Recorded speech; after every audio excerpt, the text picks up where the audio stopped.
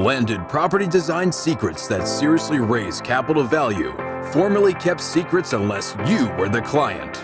10 steps to ensure your property's capital value is raised. Market planning. 10 steps to ensure that the capital value of your property is raised. I'm going to share with you home design secrets that seriously raise the value of your property. Formerly kept secret unless you were the client. So the first step is to plan for the marketplace. You have to understand the marketplace, what people are wanting in your locality, where your property is located. So the first step you need to do is to look at the marketplace. You need to plan for the market who's going to purchase your property, whether after you redevelop or many years into the future. Because depending on your locality, where your property is located, the perception of value is different, right? But I would say generally there's some qualities that are found pervasive in every country, whether in Singapore, Malaysia, in Asia, in the West. And those are things like convenience, safety, security, lifestyle, and preparedness for older age customers and occupants who are going to use the building. If you're able to incorporate all of these qualities into the house, then it's a great thing. But because of the limitation of the site of the configuration, the plot dimension, you might not be able to incorporate everything in there. So I'm going to go into detail into each one of these and what they are. Now, if you talk about convenience, for example, you want to be able to ensure that your driveway is wide enough for one car to come in and maybe park two cars.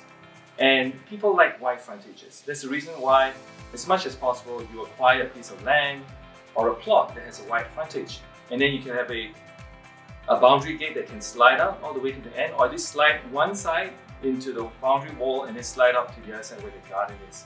So other things would be safety. You want to ensure that when you approach the site, everything is level and nicely read in. And when you actually enter into the house, everything is safe and secure. You don't have potholes in the ground. You don't put a pond right in the middle of the access way in the circulation spaces. And of course, within the house itself, you have the proper staircases. You will want to have a lift as well. And the lift is a great thing, which I'm going to talk a lot more about later, because that will really bring up the value when it comes to catering to older age customers and occupants. Because we are future-proofing it, not just for the customer, but even for yourself if you decide not to sell. So safety and preparedness for old age is very, very important, right? And I talked about convenience. These are things that come together and they all add up to the overall perception of the value of the property. Now, another thing is security. You have to plan your property for the right level of security. Normally, there are 3 levels of security. One on the perimeter, and then one around the house envelope, and then one within the house. We'll talk a lot more about the detail of the security when we get to the point where we talk about IT-driven facilities that are supported by all the other Wi-Fi based systems that today will give you the ability to monitor your home even if you're not there. So we talked about convenience, we talked about safety, we talked about preparedness for old age, we talked about security. So let's talk about lifestyle then. You see, lifestyle is something that is created by a positioning of the way the property looks and feels, right? When you're approaching it within the boundary of the plot, and then as you're approaching the house structure and within the house structure itself. A lot of people think that lifestyle is just about interior design. It's not. It's really about the spatial flow, the light, the air, and the whole feel of the space that comes together. And then interior designers come in to dress up that space in the way that you want it to then get into the detailed quality of life that you're going to have. But really, lifestyle is all about the use of the space before you even go into the actual texture, the material, the colors, which we're going to talk about later on in the section on interior design. So it's really about making sure that you have connectivity.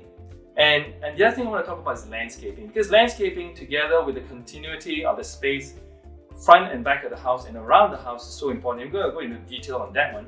And for now, we just want to say that lifestyle is how you want to make it suitable for yourself to stay in it.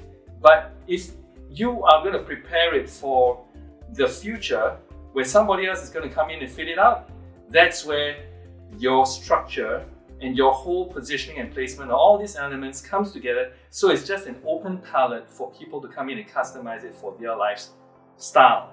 But for yourself, during your own stay in the house, you can certainly customize it for yourself with the right kind of furniture, color, textures, materials, etc., which we're going to talk about. But generally, this is what you need to do. Now, the last point is that when you are targeting a marketplace, you need to get a professional valuation done where you currently are. It doesn't matter whether you have a house that needs to be torn down, or you have a piece of land right now that you are going to build a new house. Get a professional valuation done, whether on just a piece of land or the existing property. Because once you have finished your reconstruction or your new construction, you're definitely going to make another valuation again, so that you can then see the difference, how your property has gone up in value based on the principles that I will be teaching you. So you want to do this now before you start any works on site, and even before you start talking to your architect or consultant. So make sure that you get a professional valuation done, record it, and ensure that you got all the paperwork that says what you originally had. Take survey pictures of the existing property. And all these are great because they are used to lock up the valuation, so that when you go out there and refinance your property, if you need to in the future, that becomes a track record for you. And it's also a great thing because in the future, whoever buys the new built property, the new house that you built on this piece of land, they also have a sense of reference of where you've come from and how you've increased the valuation of this property. And you can see that nice historical genealogy of how it happened. And I must also say, take a lot of pictures. Take a lot of pictures to document your journey as we take you through these 10 steps. Document where you are currently, the steps that you're taking with your consultant, and as you then move into construction, remember and make sure that you keep these photographs and documents in a proper record, because then you can always look back at it. Take videos as well, and eventually when it's built, again, do the same thing, take pictures and videos. So this is point number one, where you look at the marketplace and you need to target the market. And depending on where you are, the perception of value is different. We need to position ourselves for that perception of value, but more importantly, there are some general requirements which I just shared with you that you have to try to incorporate into your new house, so that these very, very basic fundamental principles are incorporated in there, and that ensures that the value of your new house will always be locked in. So I'll stop here on the first point and move you on to the second one. Thank you.